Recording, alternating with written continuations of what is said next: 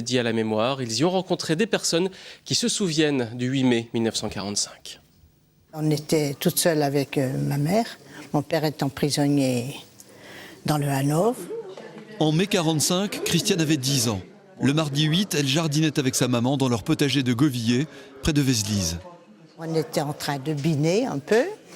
Et tout d'un coup, les cloches se sont mises à sonner. On a dit, ça y est, c'est la libération. Oui, ça, je me rappelle encore, c'est... Ouais. Et ça signifiait quoi pour vous?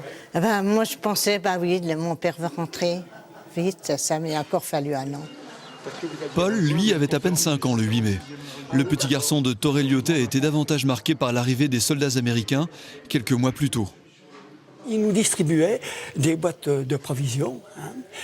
Alors ça, je m'en souviens bien. Et puis, je me souviens aussi de voir dans le ciel les escadrilles en carré de B-17 comme des étoiles en plein jour. J'entends encore le vombrissement des vitres. Ça, on s'entend. Ça, c'est quelque chose qui ne disparaît pas. Les Américains, Fernand Nedelec les avait suivis en Allemagne. Résistant depuis 1942, à 20 ans, le Toulois était aspirant dans la toute jeune armée française. C'est à Bingen-sur-le-Rhin qu'il a appris la capitulation. On savait que les Allemands ne tiendraient plus le coup longtemps à ce moment-là. Et on s'attendait d'un jour à l'autre que ça se termine quand même. Mais enfin, sur le moment, on n'y croyait pas.